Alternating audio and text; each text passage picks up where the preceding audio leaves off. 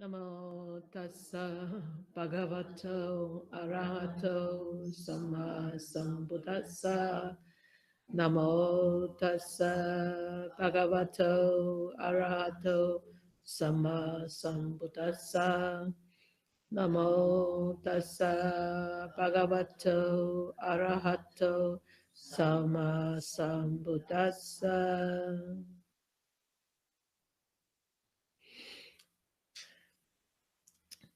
Hi, how are you? Good. Wow. So, anybody who have done their homework on this article?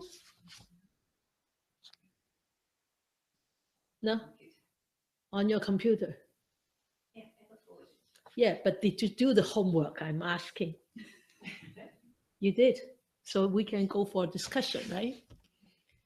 So what did you, how did you find this article?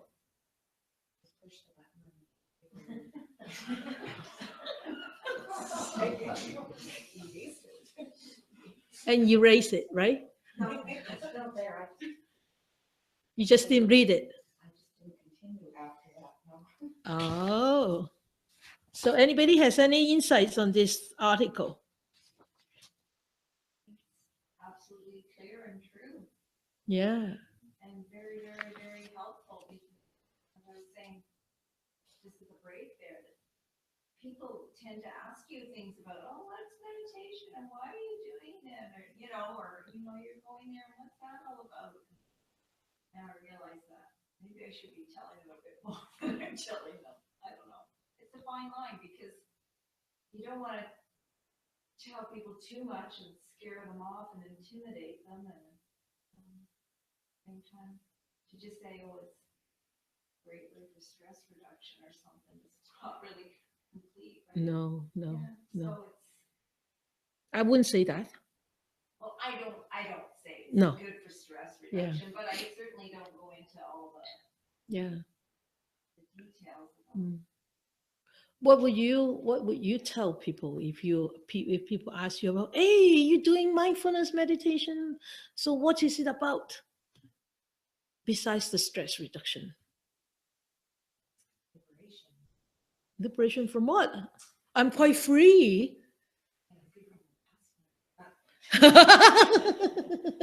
Oh, are you? Starting from Sunday onward? We better don't publicize this. Okay. See, liberated from negativity. Yeah. From hanging on to always. And how do you liberate yourself? How do you liberate those? How do you liberate from those things? You know yourself better. Yeah, you understand, you know yourself better. And how do you know yourself better? How can you know yourself better? Mindful of what it is you're thinking, emotions and feelings, and being present in the moment. Would that make yourself better?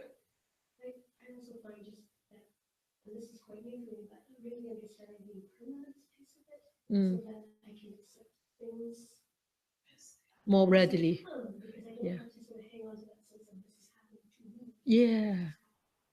Just happening. It's just happening. That's so important to really know.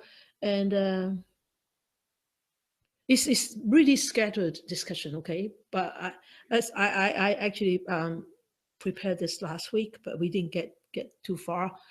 So Bhikkhu Bodhi said in his really classical role as this is an integral component of the Buddhist path. And you don't want to say that the Buddhist path is just limited or it's just for Buddhists. So I don't know how we can find a replacement of words to replace that Buddhist path, because when you go to when you label it as a Buddhist path, it's very, very easy that people going into this, is that a schism thing, right? And so That's why I always hesitate to use this word, because I think the teachings of the Buddha is for everybody who is, who find dissatisfaction and unhappiness in life. It doesn't matter whether they are Buddhists or not, right?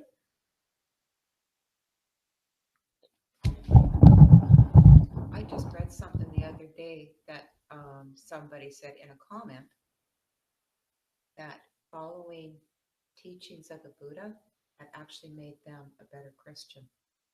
Ah, that's very good. It should be. I thought it was, Yeah, I thought it should was be. wonderful. Good.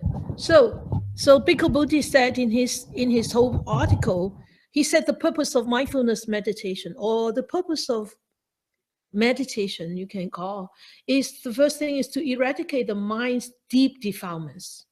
That's so important. Why are we suffering? Because of all these defilements, because of all these afflictions, because of all this ignorance and craving. I experience a lot of craving, not my craving for the spaghetti this afternoon. Good thing that I had such a wonderful lunch. We found a nice cafe, Hong Kong style cafe on Broadway and Heather, and so Eva gave me a treat, and that spaghetti and that Hong Kong style of tea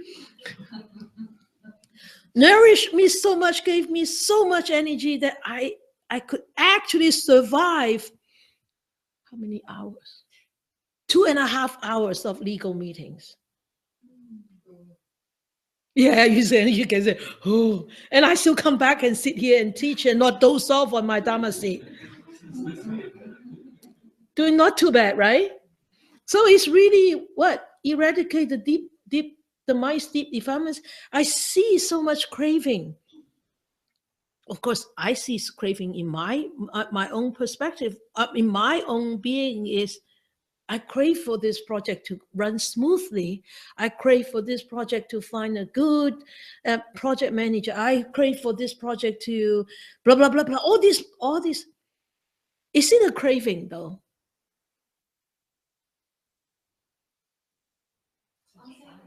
Huh? Well, it's not being equanimous if you're getting Upset? Yes.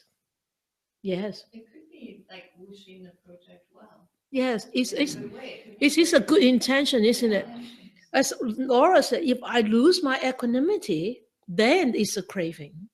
But I up until now, even 2.5 hours of legal meeting, I did not lose my awareness and my equanimity.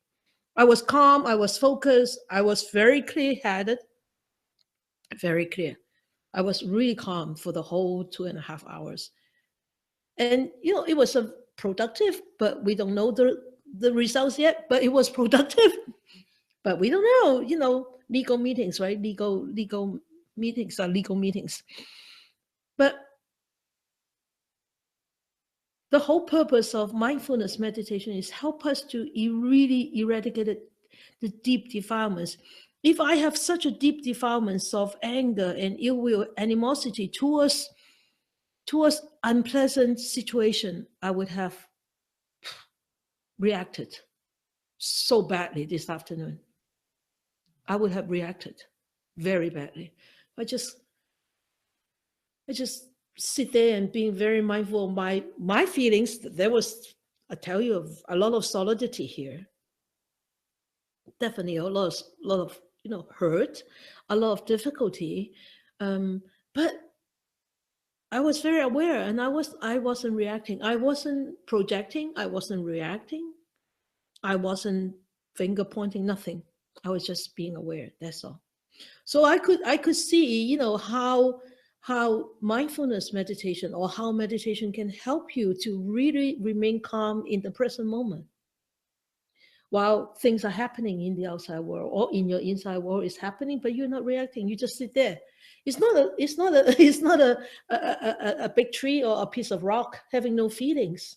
I have feelings, but I'm not reacting to the feelings, emotional and physical. Okay, so that's one very important aspect, and this uproot the belief in a substantial self. But how can we actually apply that to our daily life is to uproot this substantial self. How can we uproot this? Or what's the implication of this belief in the substantial self in our daily life?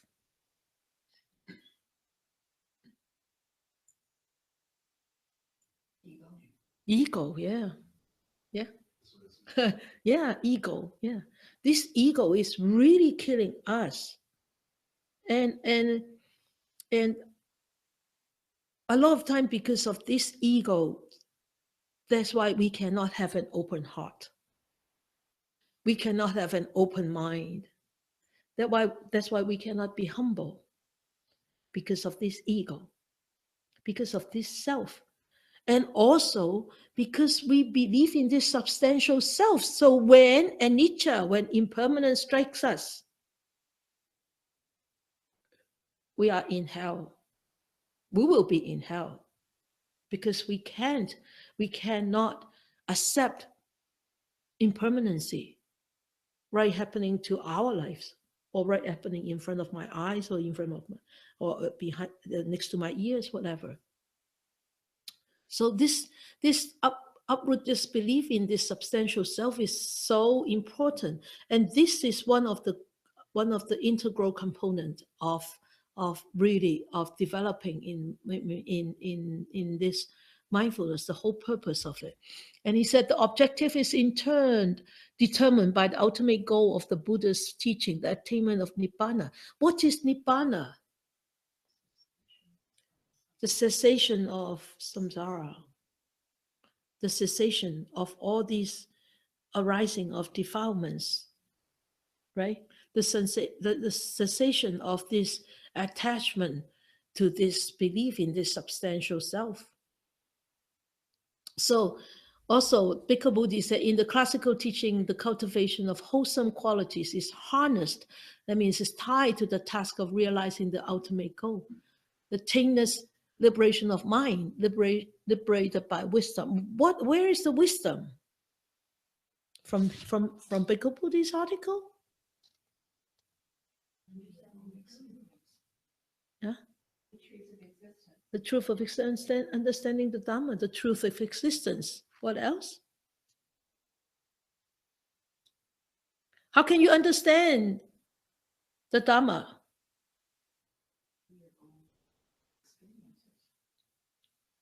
But how can you know that is right?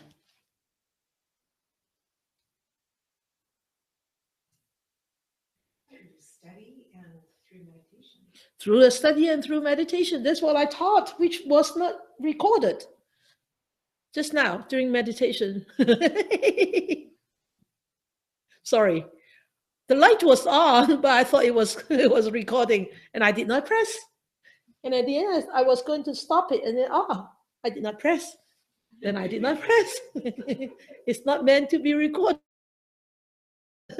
Good things are not supposed to be recorded. Yes, supposed to be recorded, but in your mind. Not supposed to be recorded and replayed. I forgot what I talk about. I think I talk about the Eightfold Noble Path. A little bit of Eightfold Noble Path just now.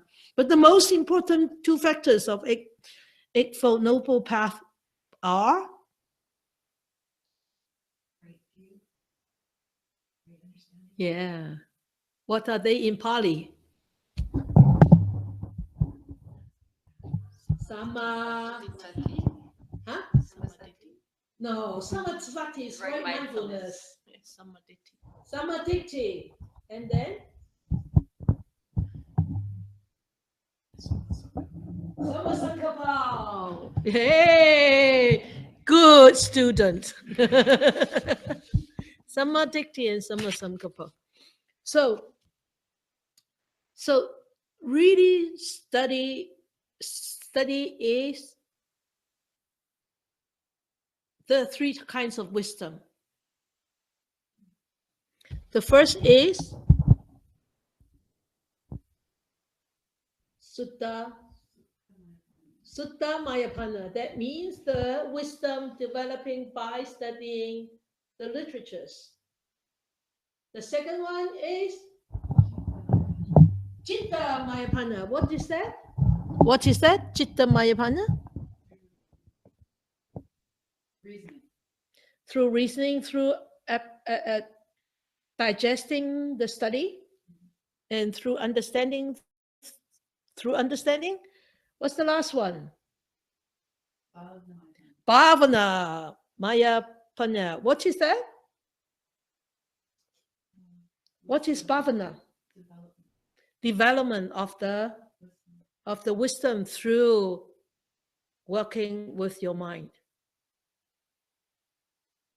So three aspects of wisdom.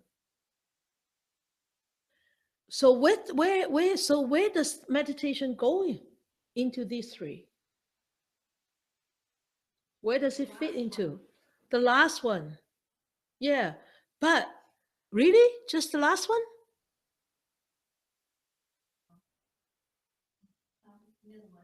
Middle one, because of citta, because you understand it, right? You study it, and then you experience it. And then you start to analyze, you start to dissect, you start to understand, because you experience. Your mind that is experiencing, that changing, that arising, that passing, that reacting, right? It's your mind that is actually experiencing. And because in the beginning you will still react, you will still what? You will still wishes this pain will go away. After half an hour, after half a day, after 2 days, and then after the third day, you realize, hey, it will never go away. It's still there. How can I change my view of looking at it? Then you realize you are not actually completely surrendering to that present moment the way it is at that present moment. You are wishing something different from the way it is at that present moment. You're not surrendering. You are not embracing. Okay? So when you start to surrender, when you start to embrace whatever that you feel at that present moment, it's like, okay, let's see what is it going to be like? And then all of a sudden you find it's completely different experience, physical and mental, right? Because there is no you in there. There is no ego in there. And that little few moments is when you have that wisdom. Or is when that wisdom will arise. Or you can say that at that few moments or a short moment, you're realizing, there's realization, or you can say awakening. Of course, it's not like big enlightenment, but you are enlightened. You know, a freckle, you know. So, but at least you are enlightening. You are start to understand. So next time when the experience come again, you may react the same thing. Same thing. Oh, over and over again. And that may take a little shorter. Maybe before you start to realize, darn, it's me again reacting. Okay, just sit there and watch. Right? So that taintless liberation of the mind is actually attained by this wisdom. Okay? And where does it come from? Is he said utter eradication of all defilements. Utter, that means complete. And complete breaking the bonds that tie us to this cycle of birth and death. And of course, I mean, we all want to reach deathless, but we're still so far away. We just have to accept it that I will still come back. Don't worry. As long as I keep these seeds here as long as I don't allow these seeds to wither, and keep nourishing it, keep watering it. Hopefully I will come back and being reborn into a family, a Dharma family. And my parents will raise me up with Dharma. Oh, that would be wonderful, yeah. And we'll meet again as Dharma sisters and brothers. Yeah. Yeah, let us make that wish together. Hey. Okay. So he said, lifted from the source, from its source, the Dharma has been reduced to the practice of a particular style of meditation. And the meditation itself had been reduced to the technique of present moment mindfulness, just to win purely immanent. What does it mean by immanent? Immediate. Immediate. It's not imminent. Well, I think he means like immediate. But imminent is imminent.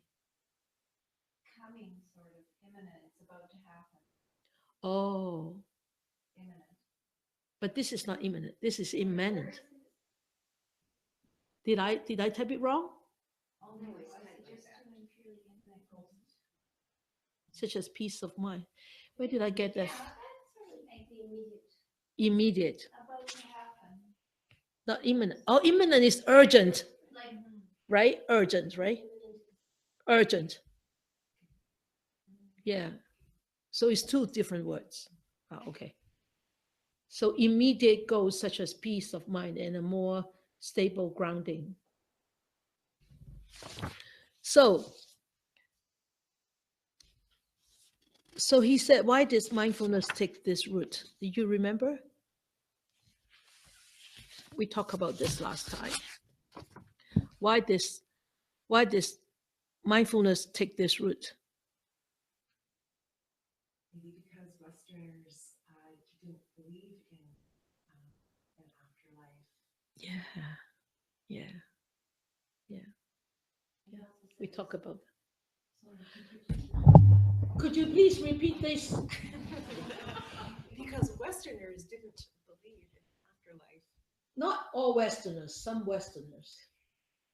Yes, but even the Christians that believe in heaven don't see that as a life. Yeah, isn't heaven and hell after?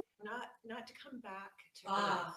not to come back to earth or come back to other realms of existence. For sure. And I was told by some Christians that angels weren't necessarily people before, that angels exist independent of having had an earthly experience. Oh, So independent. people might not become angels. They might go to heaven but not become angels. Oh, so what are angels? I don't know. They I don't didn't- know how God got there, so I don't know how angels got there. That's a very good one. I think they're supposed to be a messenger. Angels? But where did they come from? From God. God made angels. And God made man. I'm just saying what I've learned in Bibles. Christianity. But Our fervent Christians are not here tonight. also, once in heaven, you eliminate your defilement. You eliminate all your suffering forever and ever. That's what They call that eternity, isn't it? correct. So they believe in that afterlife, but they don't believe in the karma effect of afterlife. But they don't call that afterlife. Eternity. But if there is eternity, that means impermanence is never true.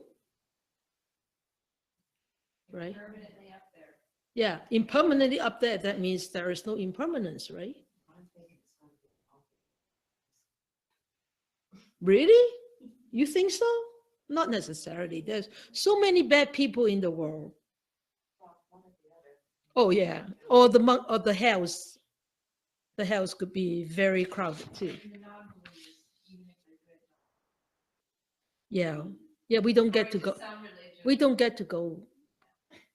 no, we I'll go to the heaven that I want to go to, right? The Tusita heaven, where all my grandmasters are meditating. Yeah, right. Then we come back. Yeah. The of the present moment mindfulness to me is that it seems contradictory. Because if you're trying to win those immediate goals of peace, then it's exactly what we're not doing in Yeah. which is accepting Yeah. whatever's happening. It's almost like that aversion to something. Yeah. So Yeah. we need to dissipate that right away. Yeah. And so it's a very short-term goal, contradictory to the ultimate goal. Yes. Yes. Yes. Yes. And also, you know what? This present moment mindfulness. They think this present moment mindfulness, this present moment is a very long present moment. We didn't know that present moment is so fast. Even this is long. So that's why they said every moment there are thousands of thoughts that actually have arisen and gone. But it's just that we do not have such a strong, aware mind to be able to pick up those thoughts. So it seems that, oh, we don't have any thoughts. It's blank, is is clean. I don't have any thoughts. No. It's just that some of the thoughts they arise so fast that you don't really see it. I had an experience in my self course. This time was I heard them like mere observation. And I kept telling my students mere awareness, pure awareness, nothing but awareness, right? All the time. So this mere observation came up and boom, mere observation.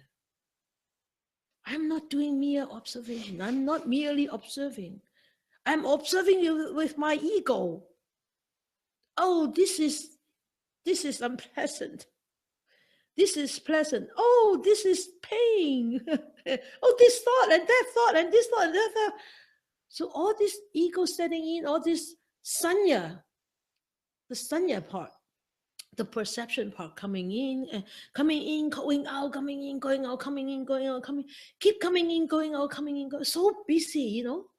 And all of a sudden I realized that how my mind is so busy. I said, I'm not merely observing. And then, merely observing. What is merely observing, eh? So I'm just sitting there and watch. Hey, you know what? I saw this chattering mind coming, and it started to chatter, and I watch it. The chatter just boom, gone. Hey, I could actually see the arising of the chatter, but so brief, so fast. I don't know how many fractions of a second, but it just arise. And I could see the beginning of the chatter, you know, one or two words, you know. I think it was 1.5. I didn't know what's the second word, but there was this arising of the second word coming. And I watched it. Mere observation. At that moment, that was mere observation. There was no perception attached to it. Just really freely relaxing me and just like this. And I understand what this Chinese chant was about. The Zen meditation was about is watching this arising of this. If I want to say something, arising of this phrase or arising of the end of the phrase. Wow, it's so abstract. When my teacher said that, when my sifu said that to me, to us, I said, I don't understand. I don't know what, I don't have a clue what's going on. So I never pay any attention to this Zen practice. And at that moment during my self retreat, I said, this is it. This is what my sifu has said. Watching the arising of this conversation, of this phrase of I wanted to say something, or watching the end of this thing that I have already said, or I was saying, and it's towards the end. It's really boggling.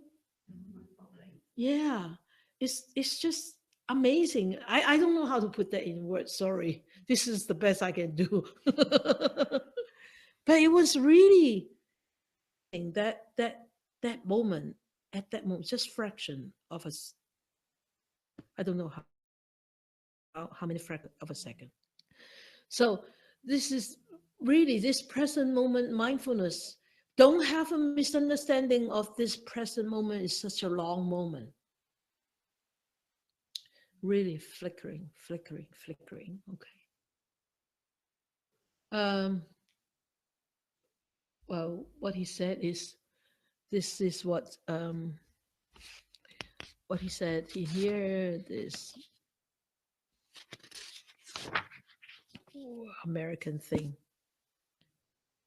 I don't know where did I get that from. Page, transfer in the custodianship. We talked about that last time. Including the American spirit of pragmatism, declining influence of theistic. I read this afternoon. Remember where it is, Evan? Which page? Sorry, no. She did the homework with my article. But anyway, never, we can go on with the next one. Is what is this? The most important of meditation is really understanding it from this point of view is whatever is impermanent is dukkha. This is okay. This is on page 12, a case study, the contemplation of impermanence. Page 12.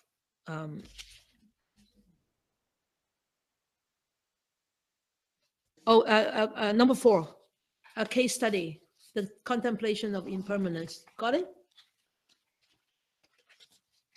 Your page is not the same as mine.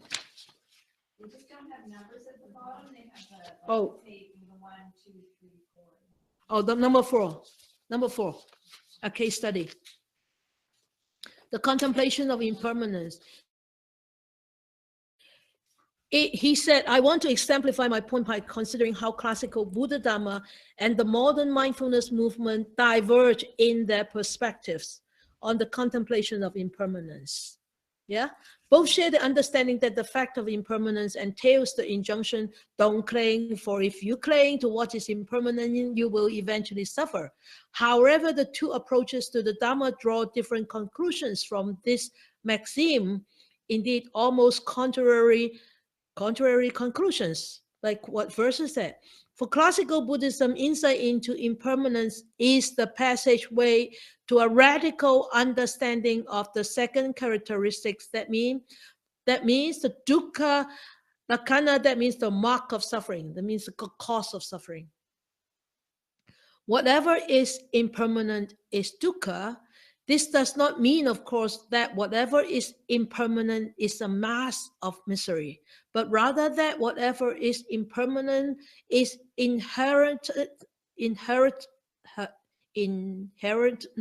flawed. Is flawed, is not perfect, and is inadequate, and is defective, and is unable to provide lasting happiness and security because of impermanency. That's why it's defective, it's insecure, and is inadequate, and is flawed, and is unable to bring ultimate happiness and freedom. That's why. First two characteristics, he said, impermanence and dukkha, jointly entail the third, the selfless nature of phenomena. That means the eradication of defilements, right? That means he's talking about the Four Noble Truths here. Okay? And the absence of selfhood in all bases of self-identification.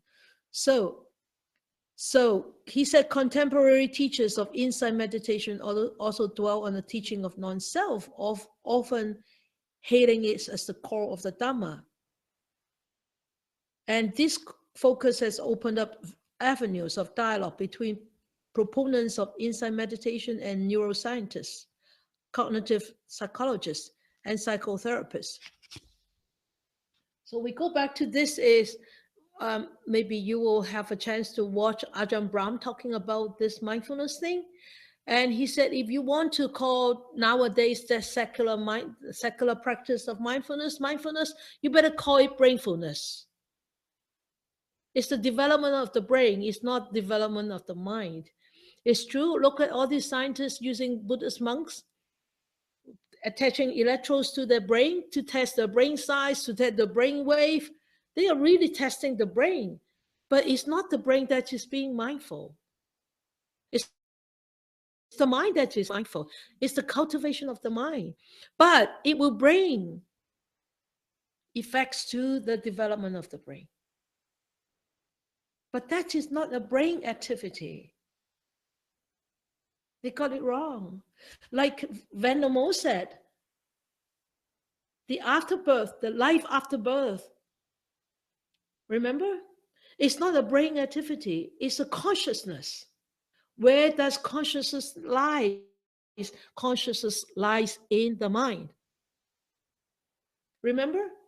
The clinical psychologist of French, is it Dutch? Dutch. When we look at the afterlife. So interesting, eh?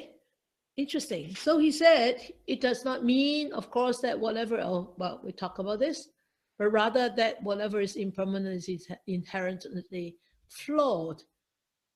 So in classical Buddhism, the fact of impermanence viewed as a sign of deficiency. Yeah. As the Buddha says, conditioned things, monks, are impermanent, unstable, unreliable. It is enough to be disenchanted with all conditioned things, enough to be dispassionate towards them, enough to be liberated from them.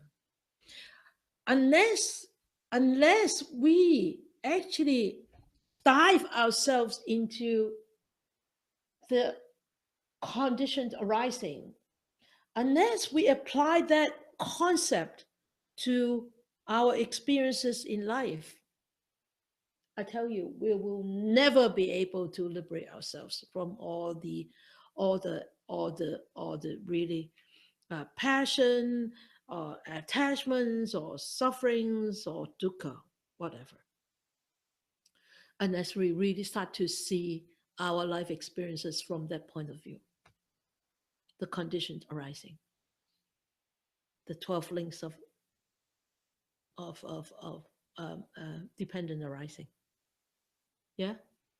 So he said, unless you start to see that, otherwise you will not see this. He said when he actually attained enlightenment, he said, birth is finished. That means I will not be reborn anymore. The spiritual life has been lived, and what had to be done has been done. There is no further coming back to this state of being. That's what he said during the night of his enlightenment. So this is a very serious article, and I think we need to actually go back to read it over and over again and to remind us what we are doing. Don't fall into that trend of going into the secular practice. Otherwise, we will be wasting our energy. We'll be, I shouldn't say wasting. We will be actually deploying our energy in a field that is not as fruitful as it should have been. Right? So we all want to be liberated from the dukkha. We're so suffering, so much dukkha. Right? And so much suffering in you and in me. And in this world, and in this community, and in your family.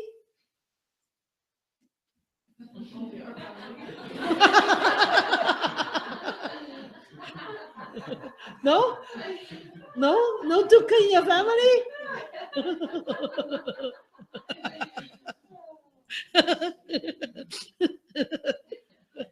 we should have directed the camera to you.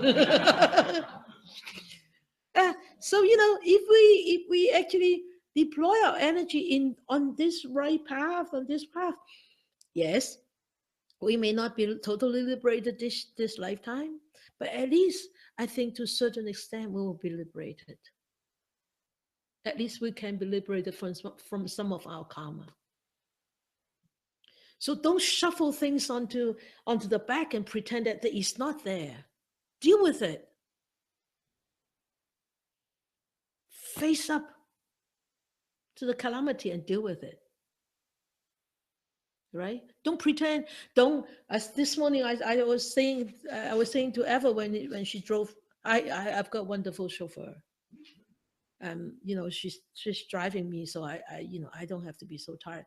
I said, we are so ignorant. We dug our heads into the cave and stick our butts out, and we pretended that we don't see anything, because we don't see anything in the cave, because everything, all the sense are dug into the caves.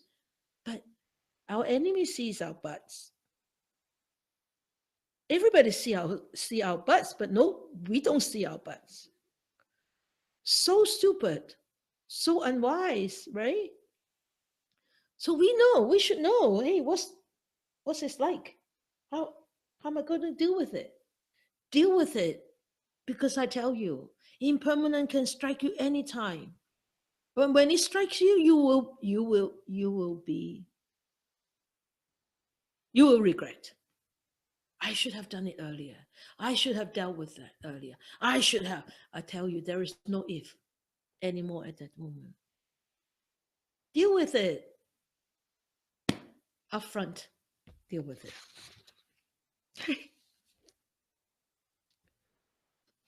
Okay. On it? Oh, good.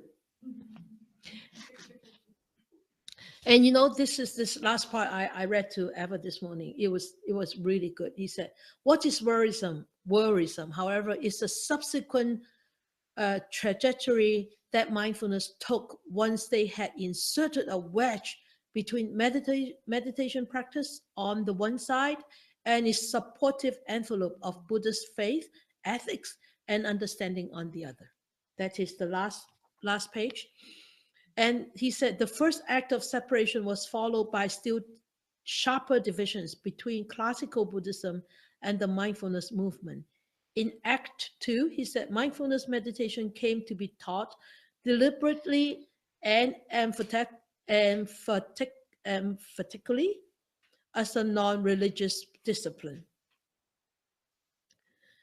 Initially, it took place as the emergence of mindfulness-based stress reduction, which was offered in a gesture of compassion to help people crushed by stress and chronic pain regain their hope and inner dignity. Okay, so he said in Act 3, mindfulness was aligned with other caring professions, which led to multiple mergers and marriages that gave birth to children of their own. That means other children of mindfulness are born. And as it flowed downstream, still further, it became a secular form of inner hygiene, similar to yoga, but with a more distinctive psychological flavor.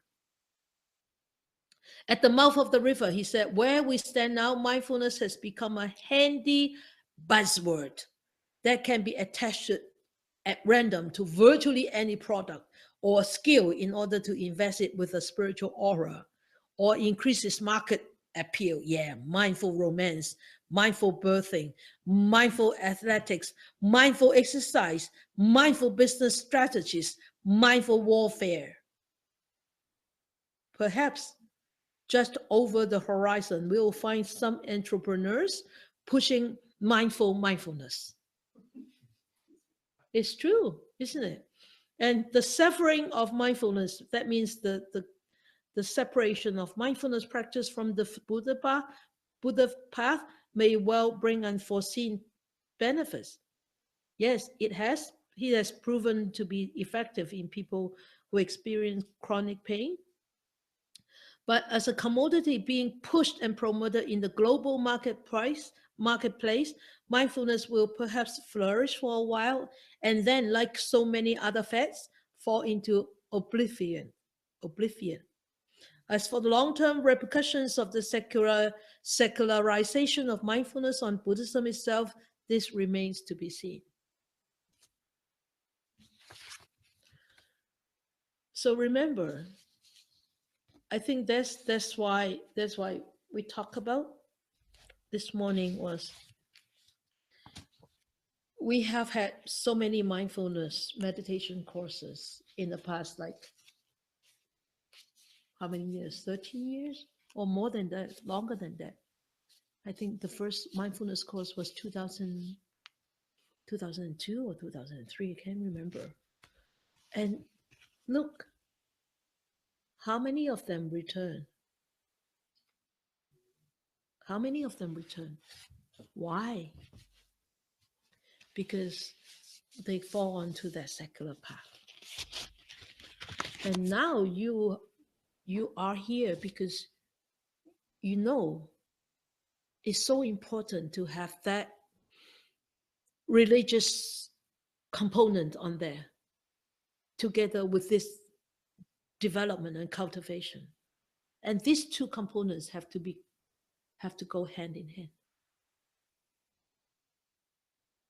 But those non-returning students or return only for emergency ER treatment, yeah, because they don't see that component part. The reference to the Triple Gem, the development of morality, the importance of cultivation of samasati as a samadhi. They did not see that. You see, that's the difference. So it still needs a lot of work in the West. I want to share with you a very inspiring story. A monk, I think I have talked about him before. Yes?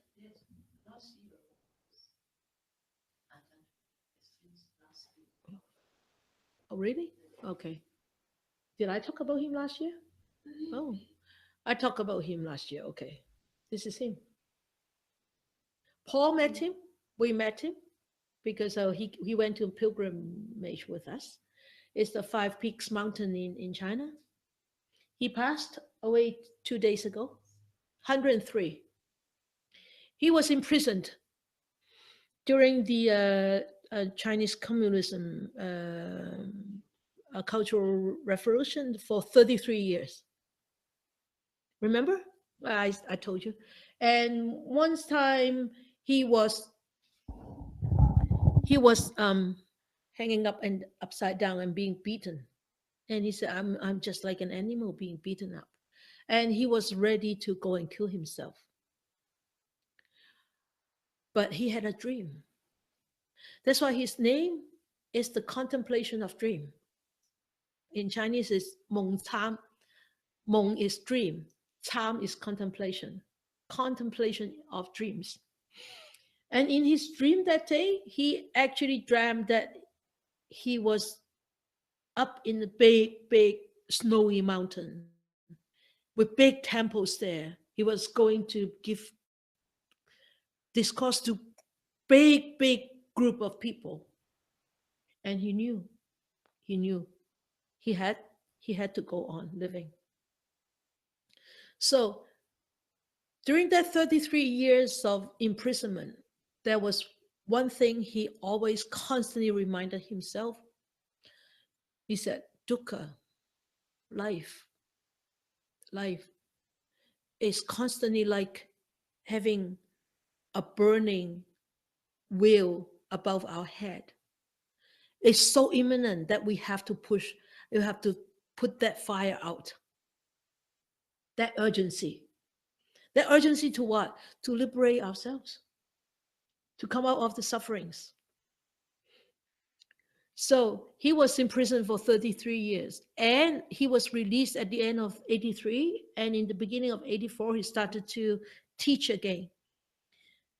And the news down the grapevine, okay, I got a message from some of my students in China. It said the news down from the grapevine, he said that at that time when he was released and started to teach the Dharma again, he said, the number of years that I was imprisoned, I will live that number of years as in my life. Like that many more years. And this year was 33 years of his life, of 33 years after he was released from imprisonment. And 2 days ago at 4:30 afternoon, he went out. He went out because he was redeveloping, rebuilding the whole monastery.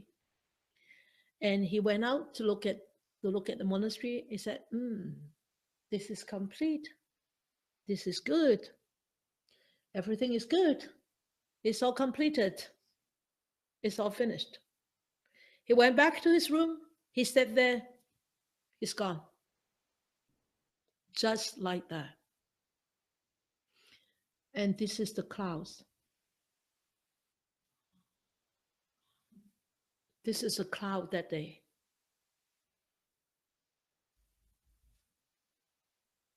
It's not painting. It's not painting. Look. It's the night. And I wanted to find out. There are little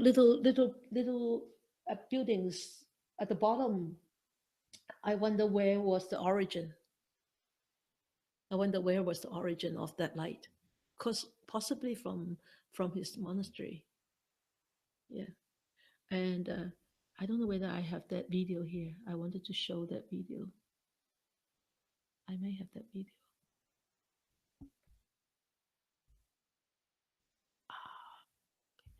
Now you can see all my emails.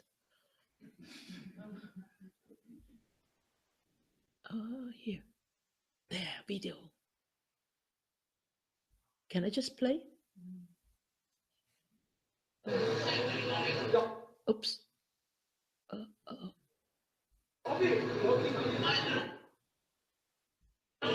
Wow. Oh, you can see his face. Go back a little bit. You can see his face. There. Here. Can you see a man's face here? Did you see that? Put it in a bigger. Oh, yeah. Two eyes and a nose. Let's see. Here. It's kind of like a skull. Here, you mean? Yeah. Down below. Right there. Yeah, right here. Yeah. Yeah. You can see. It's interesting, hey? You all see it? Varsha? Yeah. Huh. Good. Because Westerners are not very... Look at the clouds. That's it. Sorry. It's a very short clip. But you see, this is how a really achieved practitioner can present himself or herself when they die. Is to actually shine rainbow lights. Lights shine like rainbow. And I'm not surprised that he actually had those rainbow lights. He had colostomy. I think it was now it's 22 years. 1996, 98, I think 98 or 99, I met him. I went to listen to his discourse in Vancouver. And in the beginning of his discourse, he said, you know what? I want to tell you something. If you hear blah, blah, blah, blah, blah, blah, blah, blah during the discourse, or you smell something, it's me. It's not your friend next door. It's me, because I have a bag. I just had an operation. I had a bag. I have a colostomy bag. So please pardon my smell and pardon my sound. And he was just like, now he was 103. Remember when we saw him, he was so like so vibrant. He gave us A little discourse, yeah. just like, Yeah. 40 years old. Yeah, and he actually, there was an incense holder, and there was an incense in there, and as soon as he saw us going in, he brought up a token incense from the incense holder, and then light up another incense, and he said, attendant monk said, "Seafood, there's already incense there." He said, if there is already incense, can I not burn another incense? And the attendant monk said, yeah, of course.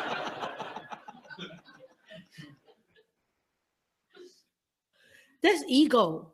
That's ego. That's you know how tricky the ego is. There's an incense already there. You cannot burn another one. Our views, is so unflexible, right? There's no incense. I cannot burn it. He said, I cannot burn another incense even though there is one there. He said, and then over and then put it in there, and so like this. Yeah. So just wanted to share with you about him. That's the importance of really relying on the Buddha as your guidelines. Not just taking a piece of the pie out and take it as the whole pie, right? Don't just take part of the pie out and consider it as the whole pie, or you have seen the whole pie, or you have tasted the whole pie. Don't draw such a conclusion. And so, any more insights? I think in the article you mentioned about Yeah, faith. yeah, so I Sattva. think that's the big component of this mindfulness, that secular, there's no emphasis on faith. Yeah, Whereas for us, a lot of it is actually on faith. yeah. That we do it because we believe. We believe yeah, the Buddha yeah, and and his sometimes teachings. it's like, I guess in a way it's like blind faith at the beginning, Of course. but Yeah, but we do it because there's a faith in there. yeah. Whereas in secular, No. it's not emphasized, or it's not there. Yeah. So I think yeah. that's why you have a lot of people come and Yeah. not Come and go happy. and not stay. Yeah. As you mentioned, yes, we all started with a little bit of blind faith. Blind faith. Okay, I like these teachings. It suits me. Just let me go and have a look at it and have a taste of it. And then when it started off like that, we become more and more clear. We become less blind because we become more wiser and wiser. And we start to see, hey, yes, this is not blind faith. This cannot be achieved by blind faith. Right? So it all, I do believe that religion always start with a little bit of blind faith. All religion, whether it's the Buddhist belief, or whether it's Christianity, whether it's Islam, whether it's Protestant, whether it's Catholicism, I think it all started with a little bit of blind faith. But gradually, whether you can become wiser or not, it really depends on your seeds, on your karma. Right?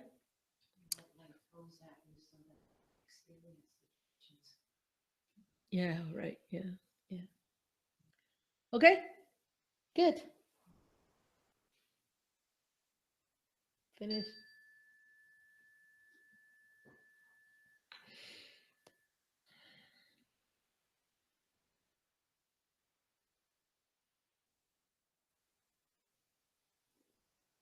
We bring our attention back to this physical existence.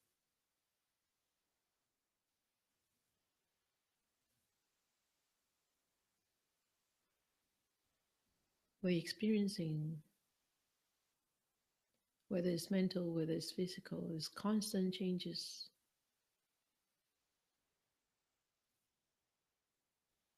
With this experience,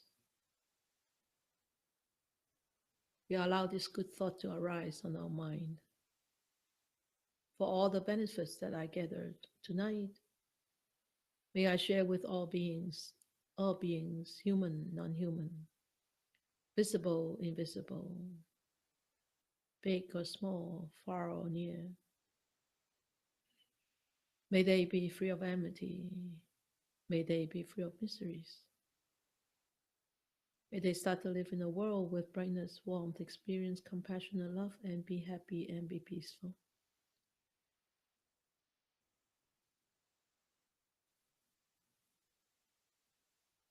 May more and more people will encounter the wonderful words of the Buddha,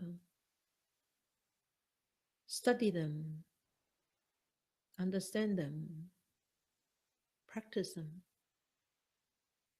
and help themselves to liberate from their own difficulties, sufferings, and attain true ultimate freedom and happiness and peace.